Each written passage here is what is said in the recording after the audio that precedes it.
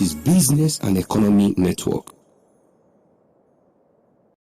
The strategic importance of road network in any modern economy cannot be emphasized, and Nigeria is not exception.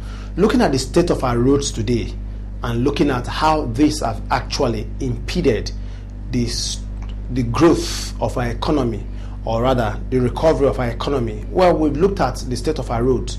Majority of our federal roads have actually been in a very, very comatose state. Well, question begging for an answer.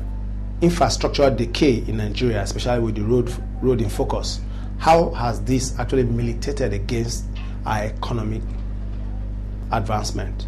And that's going to be the thrust for our program. Wherever you are, brace yourself up. Those of you watching us in faraway Abuja, Port Harcourt, Ilorin, Sokoto, Asaba, Kano, Owerri, those of you in Kaduna, Katsina, Sokoto, wherever you are watching your program outside the shores of Nigeria, it is an honor presenting this program. On behalf of the production crew, I want to say thank you so very much. It's an honor to be with you today. Well, like I did said at the intro, we are looking at the state of our roads and how this actually slowed down the pace of our economy. We have the Nigerian Society of Engineers president, who also doubled as the chairman of MBS Engineering. They are all in the house today. And not left out is the CEO of Kabir and Associate in Faraway, Katsina, and also the CEO of Double Q International in Faraway, Akwa Ibom. What about the CEO of 3rd August in Faraway, Jalingo? They are all reputable indigenous engineering CEOs doing very well. So we want to look at what is happening to the state of our roads in Nigeria, and they are here to throw more light on this. And for Spotlight today, we are also showcasing another indigenous engineering firm, and we have the CEO on the blog today talking about no other company but Sisecam. It's going to be an interesting watch. I'll be back after this time out. Please relax yourself and take your notepad, write 1 or 2 things, because at the end of the program, I want to hear from you and how this actually affected you. We'd love to get the feedback from you and see how we can also send it across to them for them to respond. I'll be back after this time out.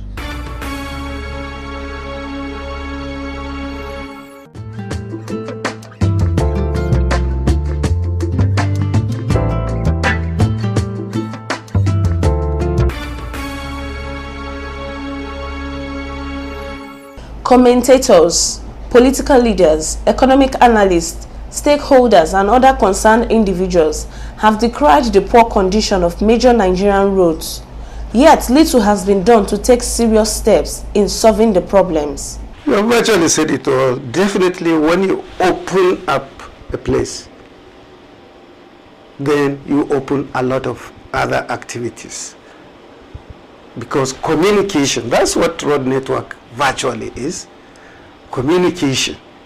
When you open up communication from point A to B, you link it up, then the tributaries that link up into or intercept the major, you find out that a lot of inflow to the markets and outflow from the markets take place, and that enhances the economic activity within that particular zone. And once there is in and out, it's like accounting entry in and entry out, you know, that your bank will say your account is active. So at least opening up places gives rise to enhancement of economic activities in areas, and of course that also gives or leads to enhanced health facilities, enhanced energy provision, because it becomes easier for, you know, maybe taking water pipeline along a particular route, you know, that will disseminate into smaller villages, you know, and the road itself, if adequate attention is given to what it should be, like what I said before, like the maintenance of the road comes into effect, then the people, well, when you go back into what maintenance of road should be, then you give people open area for enhancing their income. because they will be involved. They will now be involved in the upkeep of the road themselves.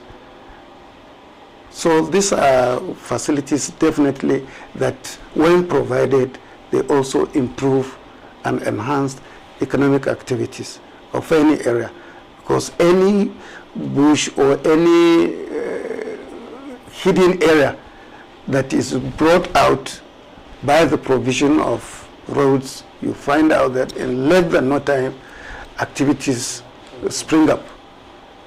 As clearly seen, the problem of road dilapidation in Nigeria stems from the fact that roads, especially tarred roads, asphalt surface road, or other types of roads, often get damaged from bottom to top, especially when poorly drained water steps into them after heavy rainfall. In addition to that, mistakes in construction work have the effect of shortening the lifespan of newly constructed road. You know the answer already. How can I tell you that I'm satisfied? Because you know what it is. A lot of projects exist on papers. And a lot of people make noise on the telly, doing nothing. You know, you put, camera on one small stretch and you say you have made the whole place motorable. You've made the whole place to be this, to be that. The agency, one agency will work on this, another agency will double on it, and yet activities still continue the following year in, year out. So what are we deceiving ourselves for? If you want to patronize me, but if you don't want to, God who created us and who knows what we're doing knows that definitely we can't be ignored. So, so you have to say the truth.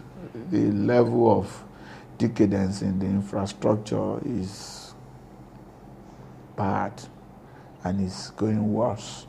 But the truth of the matter is that nobody is ready to take the bull by the horn. Rather, they make noise. They deceive our president that this is the, because the president doesn't ply the road. If he plies the road, he will know what we're talking about. Because if the man moves Makurdi axis.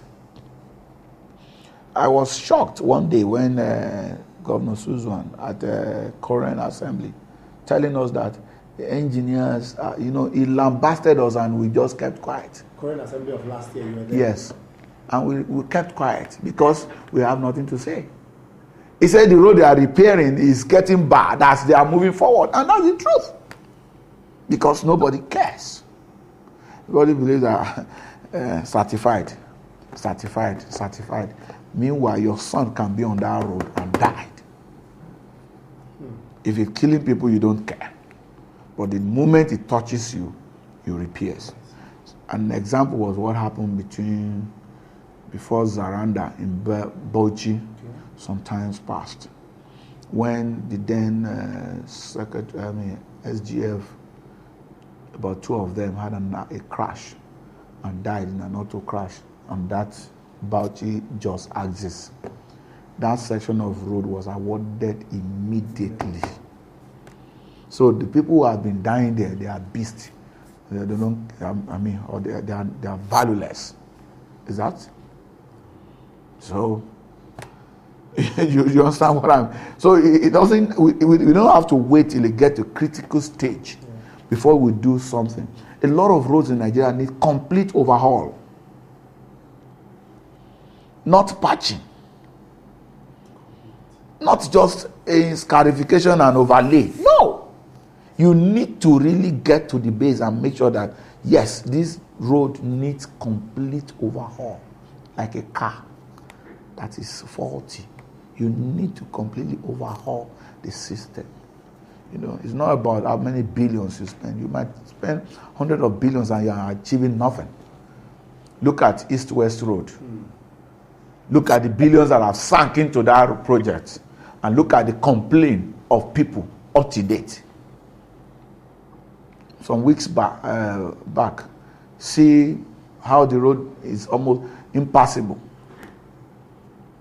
Yet, somebody will say we voted money. You see them in the budget, but do you see anything translated?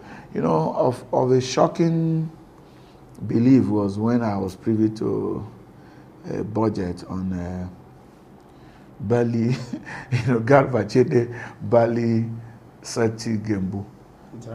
Yes, a road that is over 300 kilometers, and you are budgeting 200 million on a road that's completely gone. Then, who are you deceiving? That's the truth. Who are you deceiving? What do you want to do with 200 million on that project? Just to cut and patch. Patch where? You understand? So meaning that somebody will just come and spend that money, call some people, cut this road, then the 300 million or 200 million, as the case may be, is gone. Then you come back next year.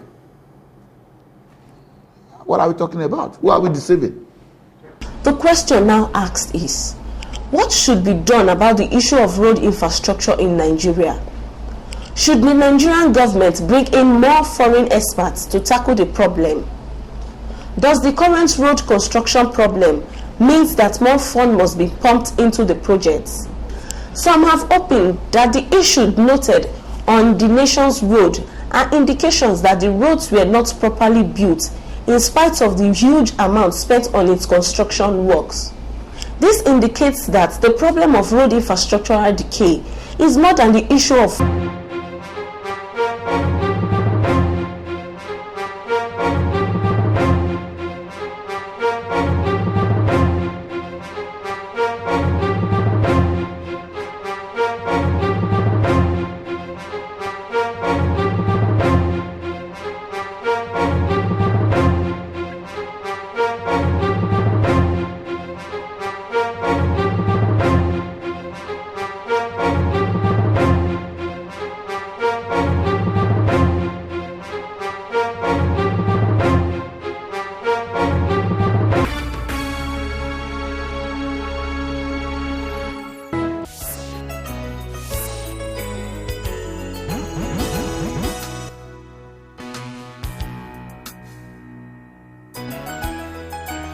Well, via this time will permit us. I want to say thank you so very much, those of you who have been watching this program. Thanks so sincerely for all your calls, emails, and some of you who have actually commended us, and some of you who have also criticized us, and those of you who have actually followed us on our various social network platforms. Thank you so very much. Without you, this program wouldn't have been there. And also want to say special thanks to our broadcast partners, the various stations where our program is running right now. I want to say thank you so very much. You guys are really our partners in progress. I remember a popular saying by a man who once told me, if you are contributing by way of educating Nigerians on things happening, what else again could you ask for? I'm doing mine. Are you doing yours? Let us think about this. And again, open your palm and take a look at your palm. You have something and you can give something. Well, I want to say thank you so very much on behalf of everybody in the house. Tomorrow they say is another day. We can do this again. Yes, we can. Stay blessed.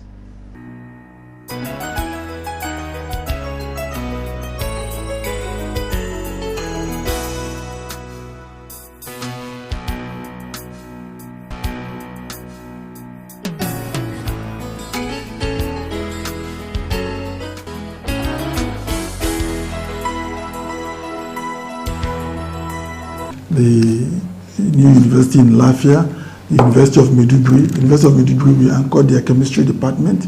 The Ahmadu Bello University, we are doing the lecture theatre and moot court for the Faculty of Law. It's still work in progress, and we're consultant also to the EBU Stadium. We have done, for Umudike, we did a number of projects there, what they call the Block K, which is a major, I think they're using that particular block for the postgraduate school. We've also done their Faculty of Veterinary Medicine complex.